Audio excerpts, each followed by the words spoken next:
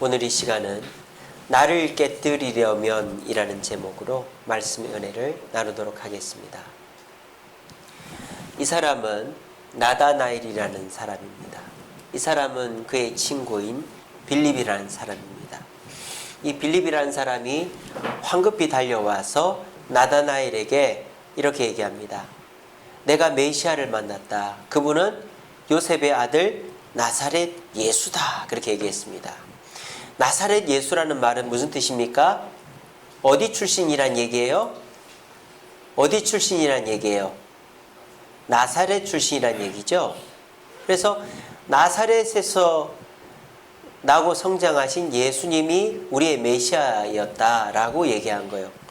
그 말을 들은 나다나엘은 이렇게 얘기합니다. 그래, 그분이 메시아 맞냐? 내가 확인해 봐야 되겠다라든지 가보자. 이게 아니라 회의적으로 반응을 하는 거예요. 이렇게 나사렛에서 무슨 선한 것이 날 수 있느냐? 라고 말을 하는 겁니다. 아니, 이 나다나엘도 메시아를 기다리는 사람이고 빌립도 메시아를 기다리는 사람입니다. 그러면 이 두 사람 다 메시아가 나타났다라는 얘기를 들었다면 확인은 해봐야 될 거 아니에요. 근데 이 빌립은 자기가 확인해 본 결과 이분은 메시아가 맞다 라고 자기 생각을 바꿨는데, 이 나다나엘은 확인도 안 해보고 나사렛이라는 말만 듣고는 그분은 메시아가 아니다 라고 얘기해 버리는 것입니다. 왜 그럴까요? 이 나다나엘의 손에 뭐가 들려 있습니까? 율법책이 들려 있습니다. 나다나엘은 배운 사람인 것이죠. 똑똑한 사람, 많이 알고 있는 사람인 것입니다. 그래서 나다나엘은 예수님은 어디에서 태어나신다라고 율법에 써 있습니까? 베들레헴 에브라다야, 너는 작은 고을이지만 너에게서 메시아가 나실 것이다 라고 예언되어 있잖아요. 그래서 나다나엘은 아는 척을 하는 것이죠. 빌립, 네가 잘 몰라서 하는 말인데 율법에 보면 메시아는 베들레헴에서 태어난다고 돼 있어. 자, 예수님 베들레헴에서 태어나신 거 맞습니까? 아닙니까? 여러분들은 다 아시죠? 근데 예수님이 베들레헴에서 태어나셨지만 헤롯의 그 위협을 피해서 이집트로 도망을 갔다가 나사렛에서 자라셨기 때문에 사람들은 그 중간 과정을 모르잖아요. 그러니까 예수님 하면 나사렛 출신으로만 아는 것이죠. 그래서 베들레헴에서 태어나셨지만 나사렛에서 자란 예수, 이렇게 설명할 수는 없지 않습니까? 그러니까 그냥 나사렛 예수라고 하니까 그 말만 듣고 이 나다나엘은 네가 잘 몰라서 하는 얘기야. 메시아는 베들레헴에서 난다고 라고 이 빌립을 면박을 준 것입니다. 자, 이 나다나엘은 자기가 아는 지식에 근거해서 내 지식과 다른 것은 받아들여요? 안 받아들여요? 안 받아들이는 거예요. 이게 무슨 태도입니까? 교만한 태도죠. 이 나다나엘은 교만한 사람인 것입니다. 이 당시 유대인들은 출신에 따라서 서열을 매겨요. 우리나라도 말은 뭐 제주도로 보내고 사람은 서울로 보내라 했다고, 서울 살면 잘 살고 뭐 지방 살면 뭐 못 살고 뭐 이렇게 옛날에 그랬지 않습니까? 요즘 뭐 전혀 그렇지 않습니다만 유대인들도 그랬습니다. 유대인들도 유대 땅 예루살렘 근처에 살면 최고로 잘 사는 사람, 그리고 갈릴리에 살면 유대인들보다는 못 사는 사람, 유대 땅 사는 사람보다는, 또 갈릴리 중에서도 가버나움쯤은 돼야 잘 사는 사람, 그런데 나사렛이나 가나 정도 되면 못 사는 사람, 이렇게 서열을 매기는 거예요. 사는 동네에 따라서. 우리가 뭐 강남 살고 뭐 어디 저기 한남동 무슨 뭐 그런 데 살면은 잘 사는 사람, 뭐 강북 살고 뭐 저 외곽에 살면 못 사는 사람, 뭐 이렇게 서열을 매기듯이 유대인들은 자기가 사는 지역에 따라서 서열을 매겨 놓은 거예요. 자, 그런데 재밌는 거 뭔지 아십니까? 이 나다나엘도 어디 사람이에요? 유대 사람입니까? 유대 땅 사람입니까? 어디 땅 사람입니까? 갈릴리 땅 사람입니다. 지도. 근데 그 갈릴리에서도 지는 베세다 출신이고 나사렛은 베세다보다 훨씬 못하니까 나사렛에서 무슨 선한 것이 나겠냐라며 나사렛이라는 말만 듣고는 이제 깔보는 것이죠. 그러니까 이런 잘못된 고정관념으로 이 나다나엘은 하마터면 메시아를 못 만날 뻔 했다라는 것입니다. 여기서 저와 여러분들이 알 수 있는 것이 무엇인지 아십니까? 우리 자신이 그렇게 똑똑하지 못하다라는 것입니다. 내가 알고 있는 것이 전부는 아니라는 것입니다. 오늘 이 자리에 계신 분들 중에서도 많이 아시는 분들 계십니다. 어떤 분야에 대해서. 또 여러분들이 이제 젊은 분들은 또 공부도 많이 하시고 또 여러 얘기도 많이 들어서 또 지식적으로 많이 아는 젊은 분들 계시고, 또 나이 드신 분들은 경험적으로 내가 일을 해봤고 내가 사람을 많이 만나봤기 때문에 경험적으로 많이 아는 분들이 계실 겁니다. 그래서 아는 것이 늘어가면 늘어갈수록 뭐도 늘어갈까요? 교만과 고집도 늘어가는 것입니다. 내가 해봤는데, 내가 알아봤는데, 내가 가봤는데 라고 얘기하면서 다른 사람의 말은 들으려고 하지 않는 것입니다. 그런 사람들의 특징, 첫 번째, 발전이 없어요.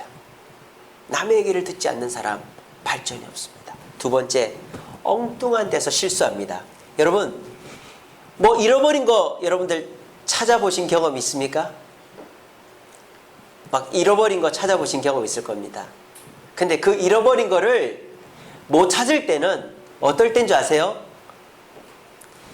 내가 생각하는 데만 찾아보면 못 찾아요. 한번 잘 생각해 보세요. 열쇠를 내가 어디 뒀는데 잊어버렸다. 휴대폰을 어디 뒀는데 잊어버렸다. 리모컨을 어디 뒀는데 내가 잊어버렸다. 그러면 어떻게 합니까? 아, 여기 있겠지? 저기 있겠지? 자기 생각이 뚜렷한 사람일수록 못 찾아요. 어떤 사람이 찾습니까? 이곳 저곳 다 찾아보는 사람이 제일 빨리 찾는 거예요. 자기 생각이 아주 확고한 사람은 자기가 찾아봅니다. 몇 군데. 여기 있나? 저기 있나? 그래 놓고는 뭐라 그럽니까? 없네! 그러는 거예요. 내가 찾아보니까 없던데? 그런데 아내나 형이나 동생이 와가지고 여기 있잖아요! 여기 있네! 이러면 아, 여기 있었구나. 이렇게 되는 것이죠. 그런 경험들 있지 않습니까? 우리가 내 생각에 딱 고정이 되어가지고 다른 생각을 받아들이지 않을 때 우리는 나 자신을 깨트릴 수 없고 변화가 될 수 없는 거예요. 아까 제가 이 나다나엘을 교만하다라고 말을 했습니다. 근데 이 나다나엘의 교만은 보통의 교만보다 한 수 위의 교만입니다. 보통의 교만은 어떤 교만인지 아십니까? 잘난 척하는 교만이죠. 요만큼 알면서 요만큼 아는 척하는 교만이죠. 그런 교만은 금방 들통이 나요. 그리고 그런 교만은 자기도 압니다. 아이고, 내가 교만했구나. 왜? 자기가 요만큼 알면서 요만큼 아는 척하고 자기가 요만큼 아는 걸 갖고 막 해보다가 막 넘어지면 아이고, 내가 교만했다. 금방 알거든요. 근데 이런 나다나엘 같은 교만이 진짜 무서운 교만이에요. 아는 교만, 똑똑한 교만, 착한 교만, 빈틈이 없는 교만, 이런 교만 진짜 위험한 교만입니다. 왜? 이런 식으로 교만한 사람은 겉으로 드러나지 않아요. 겉으로는 굉장히 착한 사람입니다. 다른 사람이 뭐라 그래도 예, 알겠습니다 해놓고 속으로 나는 그거 아닌데 이러는 것이죠. 다른 사람이 이렇게 하자면 예, 그렇게 하겠습니다 해놓고는 나는 그렇게 안 해 이러는 거예요. 이런 교만이 진짜 무서운 교만이에요. 오늘 우리 주변에도 보면 참 저 사람은 착한 사람인데 참 고집이 세다 이런 사람이 있습니다. 그런 사람은 착한 게 아니에요. 엄청 교만한 겁니다. 자기 생각을 절대 안 바꾸는 것이죠. 그럼 어떻게 될까요? 그 생각으로 그 사람은 망하는 거예요. 오히려 요만큼 알면서 요만큼 잘난 척하는 사람의 교만은 금방 들통이 나고 또 넘어지니까 돌아올 확률이 높은 거예요. 근데 어줍지 않게 아는 사람, 막 자기가 연구해보고 알고 그래서 판단 내려가지고 하는 사람, 또 그거를 막 자랑도 안 해요. 그냥 자기 속으로만 알고 남이 뭐라 해도 그냥 내가 아는 대로만 해요. 그런 사람은 남이 바꿔줄 수가 없어요. 누군가 얘기도 못해줘. 왜? 생각을 얘기를 안 하니까. 그냥 아주 그 저차원적인 교만한 사람은 막 떠들고 다닙니다. 아, 내가 뭐 해봤는데 말이지 이건 이렇게 해야 된다고. 아, 내가 거기 가봤는데 여긴 이렇게 해야 된다고. 그런 사람은 다른 사람들도 눈치를 채, 저 사람 참 잘난 척한다, 교만하다, 그렇게 얘기합니다. 근데 고차원적인 교만, 이 나다나엘 같은 교만한 사람은 어떻습니까? 말을 안 해요, 남한테. 자기 생각을 절대 드러내지 않습니다. 그리고는 혼자서 다 판단 내리고 남이 얘기하면 예 그렇죠, 그거 맞는 말이에요 해놓고는 그냥 자기 생각대로 하는 거예요. 그런 사람은 결과가 어떻게 될까요? 그냥 자기 생각대로 망하는 거예요. 오늘 이 나다나엘은 고차원적인 교만한 사람이었던 것입니다. 여러분, 여러분들의 생각은 어떻습니까? 여러분들의 마음은 어떻습니까? 오늘 이 자리에 계신 여러분들 많이 아는 분들입니다. 또 경험이 많은 분들입니다. 근데 그게 전부라고 생각할 때 우리는 교만한 사람, 가장 고차원적인 교만한 사람, 절대 변하지 않는 교만한 사람이 됩니다. 지금 나다나엘이 무시하는 그 나사렛, 이스라엘 땅에서도 가장 시골이고 가장 보잘것없는 그 나사렛에서 우리의 구세주가 나셨습니다. 예수님은 자신을 베들레헴 출신이라고 말하지 않습니다. 예수님은 자신을 예루살렘 출신이라고 말하지 않습니다. 예수님은 자신을 나사렛 예수라고 가르치고 사람들이 알게 하는 것을 가만히 내버려 둡니다. 왜? 나사렛에서 선한 것이 날 수 있기 때문입니다. 여러분들이 모르는 것이 진리가 될 수 있는 것입니다. 여러분들이 잘못 알고 있는 것도 있을 수 있는 것입니다. 나사렛에서 무슨 선한 것이 날 수 있겠느냐?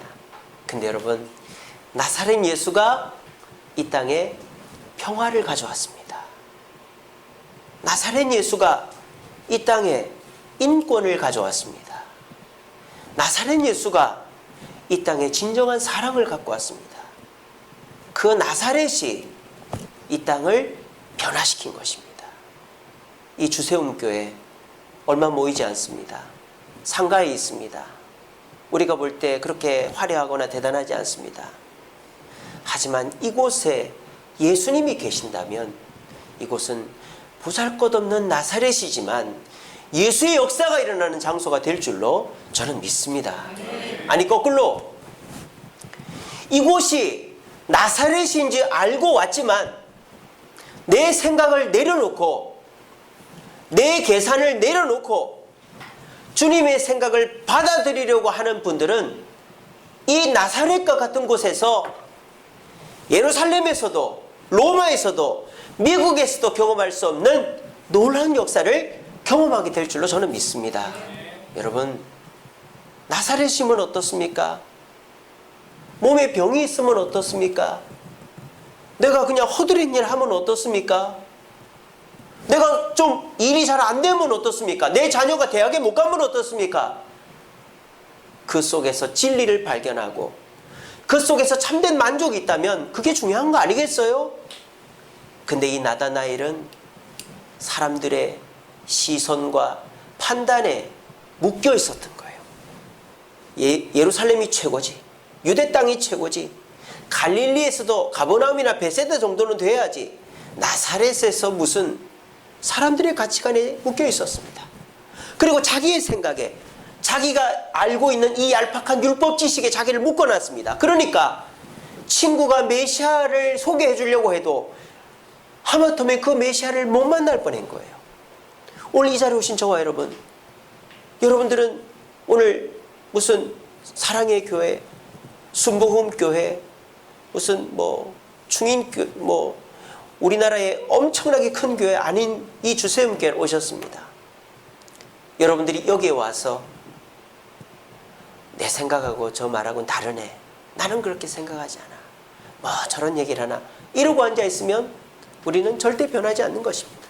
그런데 그렇구나, 내가 생각하는 것이 다 옳은 것이 아니구나, 나도 변화되어야 되는구나, 내가 깨져야 되는구나 하는 마음으로 말씀을 듣는다면 나사렛에서 예수가 났고 그 예수를 통하여 평화와 인권과 참된 사랑이 우리에게 주어진 것처럼 오늘 이 부족한 주세움교회 몇 명 모이지 않는 이 금요 기도회가 여러분의 인생을 바꾸는 자리가 될 줄로 믿으시기를 바랍니다.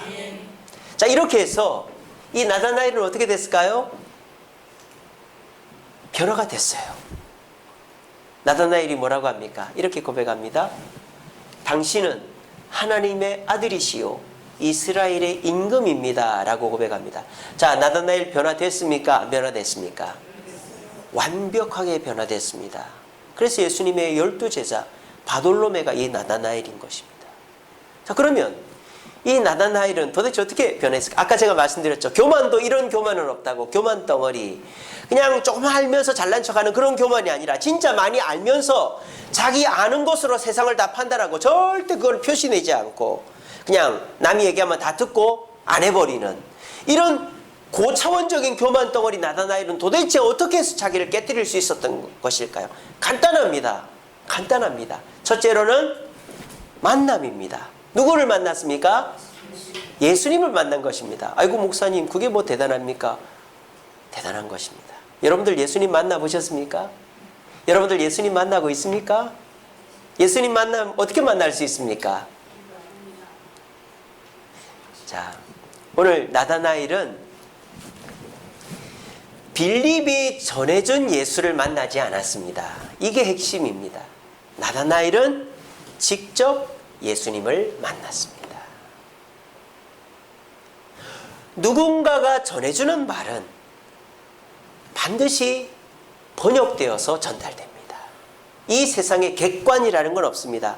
신문도 조선일보, 중앙일보, 동아일보는 보수, 한겨레, 오마이뉴스 이런 거는 진보 이렇듯이 자신의 주관을 가지고 글을 쓰지 객관적인 글은 이 세상에 하나도 없습니다. 그러니까 저와 여러분들은 반드시 내가 확인해 봐야 되는 거예요.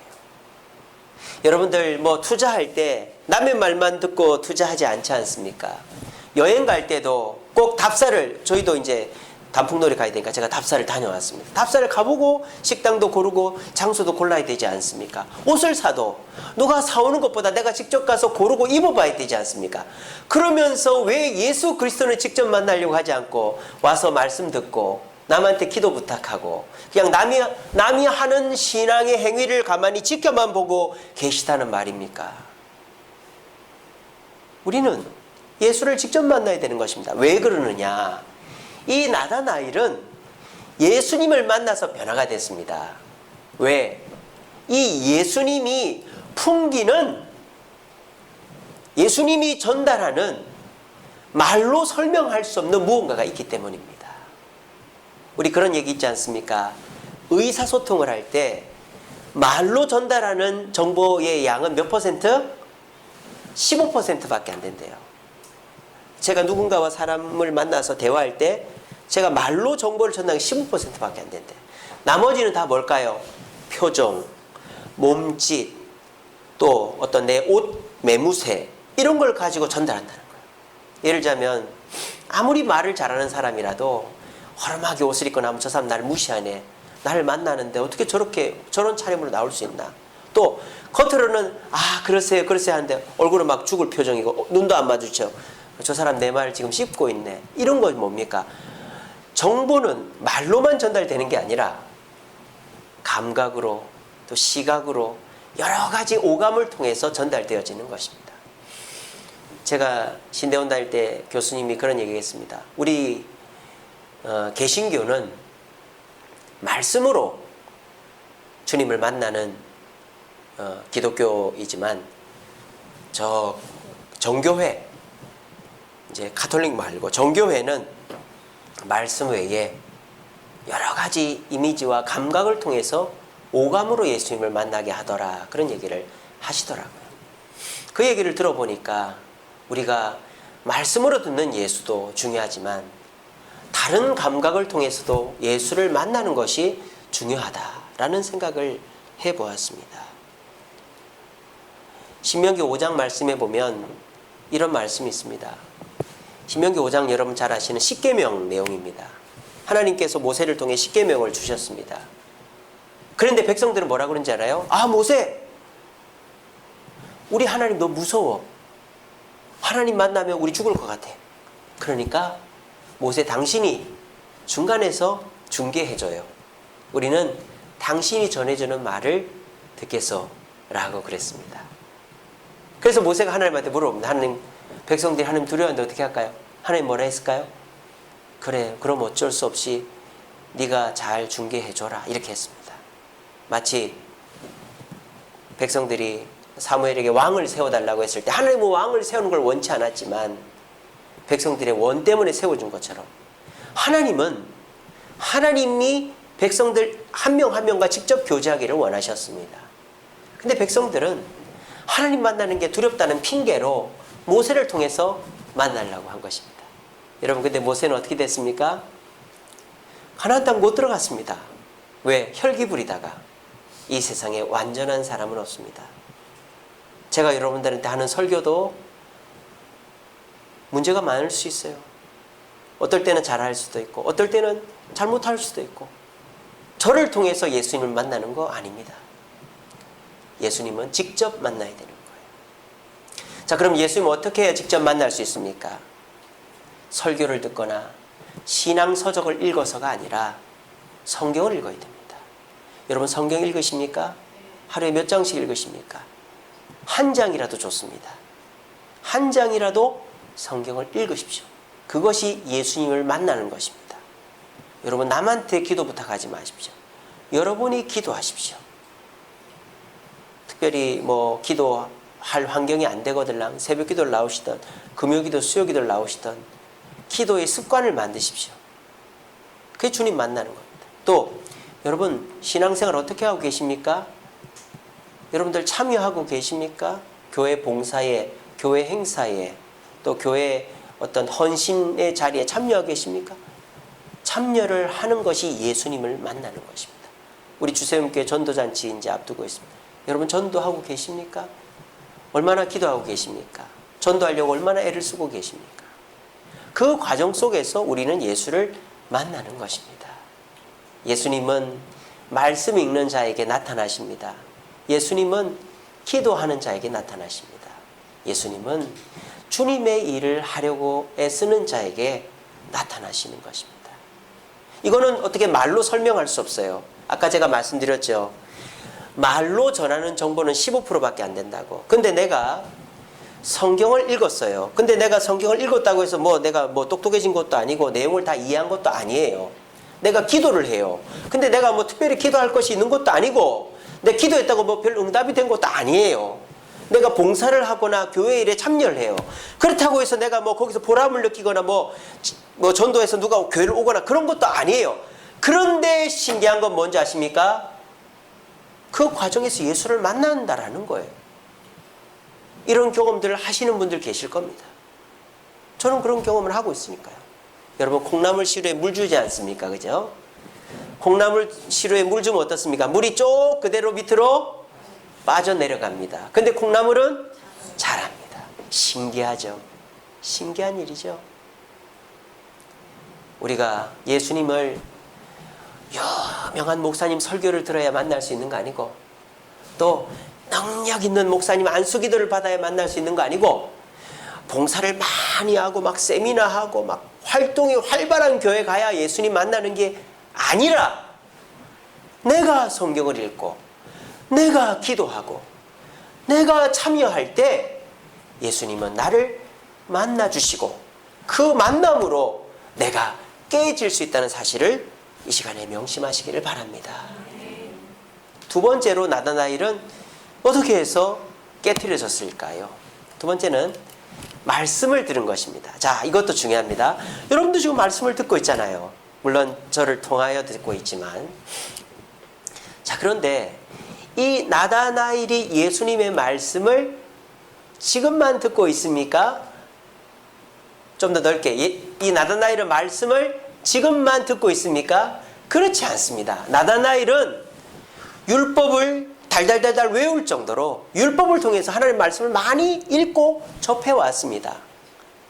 그런데 왜 유독 예수님을 만나서 예수님이 주시는 말씀을 통해서 나다나엘은 자신의 교만을 깨트리고 변화될 수 있었을까요? 그것은 예수님이 전해주시는 말씀을 들었기 때문입니다. 자, 요거를 다르게 설명하면 이렇게 됩니다. 잘 들으세요. 예수님의 관점으로 말씀을 들었기 때문입니다. 자, 이게 무슨 뜻이냐?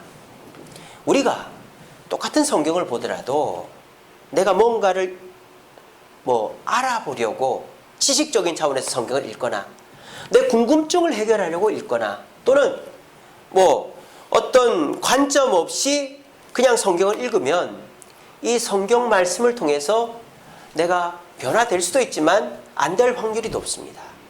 근데 우리는 구약이 됐던 신약이 됐던 이 성경을 통해 누구를 발견하려고 애를 써야 되느냐? 예수님을 발견하려고. 구약에서는 어떤 예수님? 오실 예수님. 신약에서는 오신 예수님, 오실 예수님을 발견하기 위한 관점을 가지고 읽어야 되는 거예요. 그래야 그 말씀 속에서 나에게 말씀하시는 예수님을 만나는 것입니다. 오늘 예수님은 나다나에게 뭐라고 말씀하셨죠?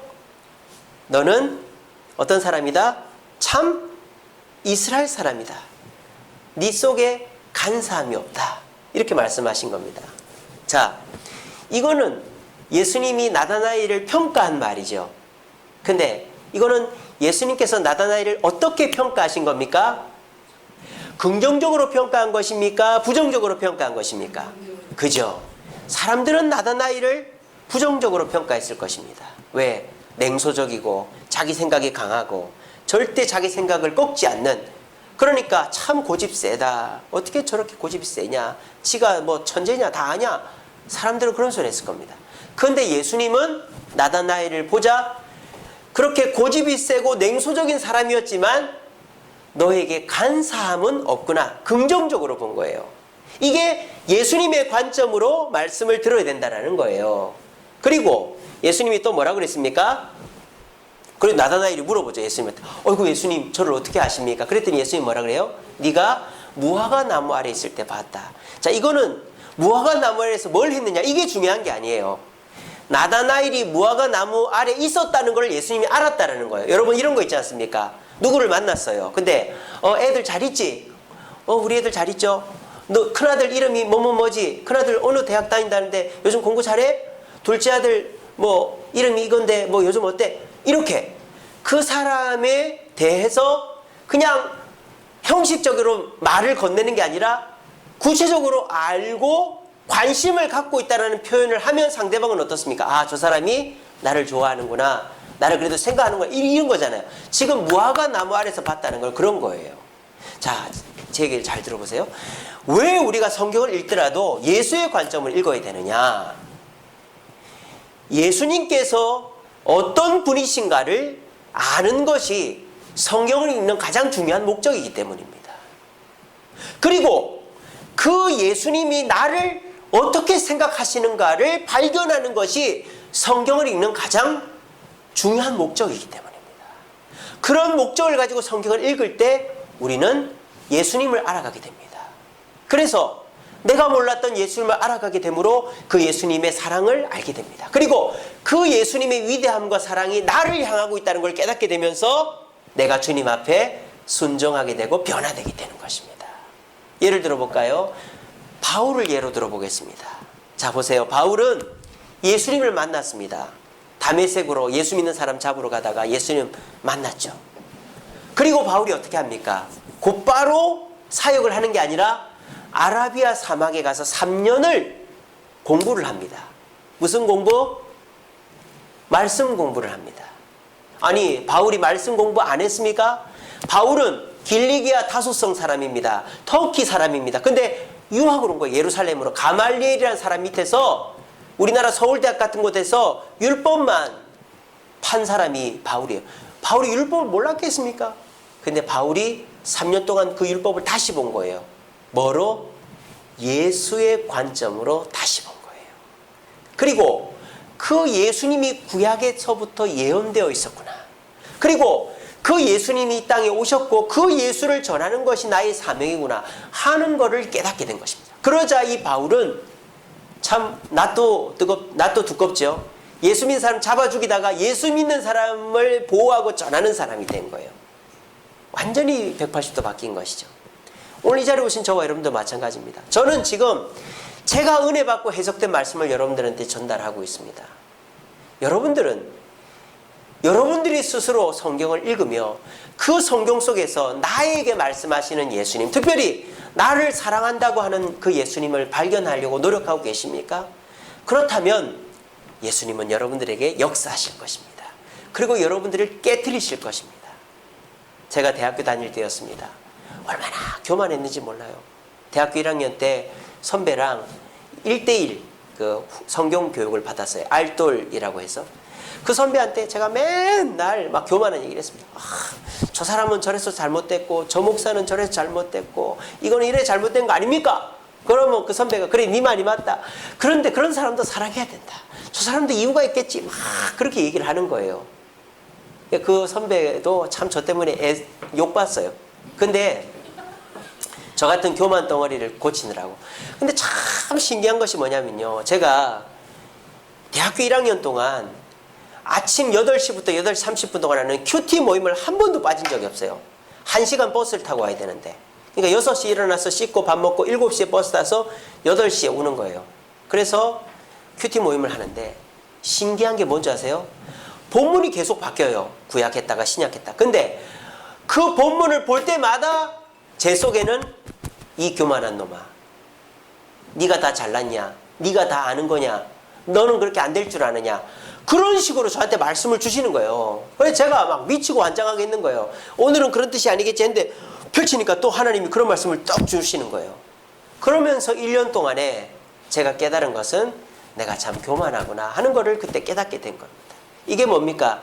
주님께서 내 자신을 아시고 나를 변화시키고자 나에게 예수님께서 그 말씀을 심어주셨던 것입니다. 이게 뭡니까? 내가 예수님의 관점으로 또 예수님이 나를 사랑하신다는 마음을 가지고 성경을 보는 거하고 그냥 다른 사람이 해주는 말 또는 아무 생각 없이 성경을 보는 거하고는 천지 차이라는 것입니다. 변화되고 싶으십니까? 변화되고 싶으십니까? 네. 여러분 더 좋아지고 싶으십니까? 네. 그렇다면 말씀 속에서 예수님을 발견하시기 바랍니다. 그리고 그 예수님이 나를 사랑하시고 나에게 주시는 말씀을 찾아보시기 바랍니다. 그러면 똑같은 말씀 또는 다른 말씀이다 할지라도 그 말씀을 하루도 빼놓지 않고 한 장씩 읽어나가면 가랑비에 옷 젖듯이 어느 순간에 변화되어 있는 나를 발견하게 될 줄로 믿으시길 바랍니다. 마지막 세 번째로 나다나엘이 깨트려지게 된 것은 비전을 받았기 때문입니다. 자, 나다나엘이 이렇게 고백했습니다. 당신은 하나님의 아들이시요 이스라엘의 임금입니다. 자, 이 고백은 어떻게 보면은 얼떨결에 한 고백입니다. 그리고 이 고백은 그냥 참 깜짝 놀란 것이죠. 당신이 진짜 메시아 맞군요. 이렇게 얘기한 거예요. 근데 그 나다나엘에게 예수님이 뭐라 합니까? 그래, 봤지? 나 메시아야 이놈아. 까불지 마 이놈아. 이렇게 하는 게 아닙니다. 예수님이 뭐라 합니까? 네가 이거로 만족해서는 안 된다라는 거예요. 그러면서 예수님이 뭐라 그럽니까? 내가 진실로 진실로 너에게 이르노니 하늘이 열리고 하나님의 사자가 내 위에서 오르락 내리락 하는 것을 네가 보게 될 것이다 라고. 이게 뭐야? 비전이죠. 영적인 세계, 영적인 역사가 너에게 일어나는 것을 네가 보게 될 것이다 라고 사명, 비전을 심어주는 겁니다. 이 비전을 받은 나다나엘은 어떻게 합니까? 예수님의 제자가 되었고 예수님을 위해서 목숨을 내놓는 사명자가 되게 된 것입니다. 여러분, 신기한 마술 또는 기적과 신앙의 차이가 뭘까요? 마술과 신앙의 공통점은 신기하다는 것입니다. 마술도 막 이렇게 하다가 뭐가 짠 사라집니다. 막 이렇게 하다가 뭐가 툭 튀어나옵니다. 또 막 이게 사람이 들어갔는데 몸을 잘라도 살아납니다. 자, 그럴 때 우리는 어떻게 합니까? 신기하다 막 박수치죠. 그리고 막 어떤 사람이 막 수리 마술하다가 얍 하는데 공중에 막 떠 있습니다. 허경영이 막 그런다지 않습니까? 막 공중부양한다. 그럴 때 막 박수칩니다. 신앙생활도 마찬가지입니다. 신앙생활도 신기한 일이 일어나요. 교회를 나오면서 욕을 안 하게 됩니다. 담배를 안 핍니다. 술을 안 먹습니다. 그리고 남을 섬깁니다. 이런 식으로 사람이 바뀌는 신기한 일들이 벌어지는 거예요. 자, 그런데 마술과 신앙의 차이는 뭔지 아십니까? 변화가 일어나느냐 아니냐의 차이. 여러분 마술 끝나면 변화가 있어요 없어요? 아무 변화가 없어요. 공중부양을 하는 사람이 맨날 떠다닐 수 있습니까? 여러분 세상에서 공중부양하는 사람 있어요. 나 공중부양한다 이런 사람 있습니다. 맨날 떠다니는 사람 있습니까? 유리겔라 막 엄청 화려한 예술 막 뭐 탱크를 없애고 뭐 그런 거 합니다. 근데 맨날 그렇게 합니까? 맨날 그렇게 못 합니다. 자기들이 막 그렇게 세트를 만들어 놓고 한번 짠 하고 속이는 것 뿐이지 맨날 그렇게 하는 게 아니에요. 근데 신앙이라는 건 뭐죠? 그 일이 변화로, 신기함이 변화로 연결되어지는 거예요. 근데 신기함이 변화로 연결되려면 중간에 뭐가 있어야 되느냐? 사명이 있어야 된다는 거예요. 사명이. 오늘 이 자리에 계신 분들 중에서도 이 교회 나오면서 신기함을 경험하신 분이 있을 거예요. 아, 내가 마음이 굉장히 우울했는데 마음이 편안해지네. 아, 우리 집안에 이런 문제가 있었는데 이런 문제가 해결되어졌네. 아, 내가 몰랐던 걸 알게 되네. 이런 신기함을 경험한 분들이 계실 거예요. 그런데 그 신기함 너머에 있는 변화, 발전을 경험하지 못한 채로 그 자리에 계신 분들이 계실 겁니다. 그건 뭐 때문일까요? 그 신기함을 변화와 발전으로 이어가기 위한 주님의 사명을 놓치고 이렇게 안 맡으려고 하기 때문입니다. 우리 주님은 저와 여러분들에게 우리 주님을 따라가면 얼마나 좋은 일, 놀라운 일이 생기는가를 맛배기로 보여줍니다. 그게 뭡니까? 예배죠. 여러분 예배 드려보시면 마음이 편안해집니다. 말씀 들으면 아멘이 됩니다. 예배 드릴 때는 막 깨달음이 있습니다. 근데 그 예배 드린 내용을 가지고 삶 속에서 그거를 살아가지 않을 때 우리 삶의 변화는 없는 거예요. 그런 사람들의 공통적인 고백은 교회 가봐야 별 소용이 없네. 왜 소용이 없어요? 자신이 말씀 들은 대로 안 사니까 그런 것이죠. 여러분 이 기독교는 놀라운 종교입니다. 왜 놀랍습니까? 한 사람으로부터 시작됐습니다. 예수님이라는 한 분으로부터 시작됐는데 지금 어떻게? 27억이라는 사람이 그 예수를 믿고 따릅니다. 그리고 그 나사렛이라는 총동네 예수가 이 세상에 전쟁을 없애고 평화를 가져오고 이 세상에 사람의 귀중한 가치, 인권을 가져오고 진정한 사랑을 이 세상에 가르쳐 준 것입니다. 어떻게 해서 가능한 것입니까? 그 예수를 따라 희생한 제자들, 목사들, 성도들의 사명이 그것을 만들어낸 것입니다. 우리 대한민국 어떻게 해서 이렇게 되었습니까? 주님의 사명을 맡은 성도들이 구국기도회, 기도원마다 다 구국기도원이에요. 나라를 위해 기도하고 주님 말씀하신 대로 성실하게 살고 가정을 지키고 애쓰고 노력한 결과 이 나라는 이렇게 부강한 나라가 된 줄로 저는 믿습니다. 여러분들은 어떠십니까? 여러분들 그냥 오늘도 금요기도에 왔습니다. 말씀 들어보니까 그거 맞는 것 같다. 그래 내가 변화되어야지. 내가 좀 교만했던 것 같다. 내가 아는 게 다가 아닌데 내가 아는 대로만 살았네. 그리고 그래 예수님 만나야 되나 보다. 예수님의 뜻대로 예수님의 관점으로 말씀을 봐야 되겠구나. 그렇게 하고 가는 거예요. 그리고 가는데 이제 내가 말씀 듣고 은혜 받은 것만 머리에 담고 가버리면 이제 끝나버리는 거예요. 아무 변화가 없는 것이죠. 내가 그 예수님을 위해서 어떻게 살아가야 될 것인가를 고민하고 하나라도 그것을 실천할 때 우리의 삶에는 내 자신이 깨트려지는 놀라운 역사가 일어나게 되어지는 것입니다. 부디 오늘 이 자리에 오신 저와 여러분들은 주님의 비전에 나를 맡기시기 바랍니다. 우리 주님 말씀하십니다. 말씀 읽으라고, 기도하라고, 전도하라고, 봉사하라고. 그런데 주님 저는 말씀 읽을 시간 없어요. 저는 기도할 시간 없어요. 봉사하면 좋은데 전 봉사 잘 못해요. 전 전도 너무 힘들어서 안 해요. 그러면 주님의 사명, 비전을 멀리하면 변화도 없는 거예요. 우리 주님은 큰 거 바라지 않습니다. 하나라도 내가 할 수 있는 부분이 있으면 주님 내가 부족하지만 이거부터 하겠습니다. 그러면 여러분들은 그거부터 놀라운 변화가 이루어지게 되는 것입니다. 명심하십시오. 사명을 맡은 자가 주님의 은혜를 받지 사명을 멀리하는 자는 절대 은혜를 받을 수 없습니다. 이 시간에 분명히 기억하십시오. 여러분들의 환경적 어려움이 있습니까? 가정의 어려움이 있습니까? 직장의 어려움이 있습니까? 또 마음의 어려움이 있습니까? 그거 어떻게 하면 이길 수 있을까요? 말씀 듣고 기도하고 누구한테 기도 부탁하면 이길 수 있습니까? 못 이깁니다.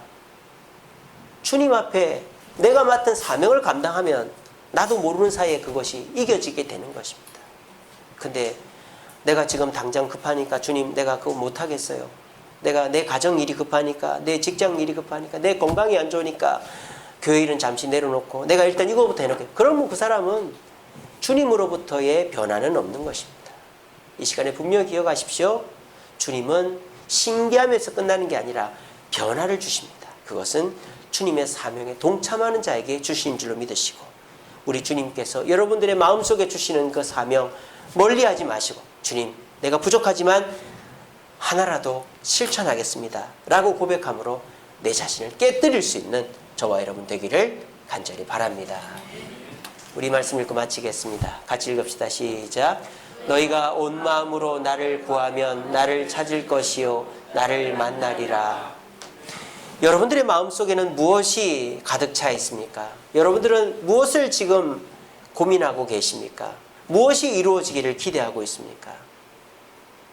여러분들이 이루어지기 원하는 그것이 만약 예수님을 구하는 것이라면 여러분은 그 나머지 것들도 다 얻게 되어지실 것입니다.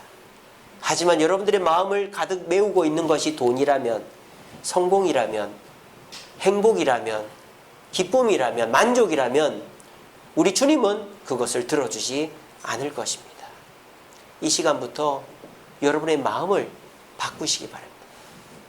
그렇다고 돈 벌지 말라는 거 아닙니다. 그렇다고 뭐 일하지 마라, 뭐 아무것도 하지 말고 교회만 나오라는 거 아닙니다. 내 마음의 중심을 예수님께 두라는 것입니다. 내 생각에 두지 말고, 내 경험과 내 가치관에 두지 말고 내 온 마음을 주님께 두라는 것입니다. 내가 틀릴 수도 있다. 주님 말씀하시면 내 생각을 고치겠다. 그리고 헛된 것은 내려놓겠다. 주님 뜻대로 나아가겠다. 그렇게 주님을 말씀과 기도와 봉사를 통해 만나고 나에게 주시는 말씀을 발견하고 주님의 사명을 향해서 달려갈 때 우리는 날로 날로 변화되어지고 날로 날로 성숙하여지는 그런 그리스도인이 되어지는 것입니다. 우리 모두 5년, 10년, 20년 신앙생활에도 똑같은 제자리 걸음하는 신앙인 되지 마시고 우리 주님께서 나를 깨뜨리고자 하실 때 주님 제가 깨뜨려지겠습니다. 나를 변화시켜 주세요. 온 마음으로 주님을 찾고 주님의 사명 가운데서 변화되어 나도 기쁘고 주님도 기쁘게 하는 저와 여러분 되시기를 간절히 바랍니다. 우리 불을 좀 꺼주시고요. 우리 찬양하겠습니다.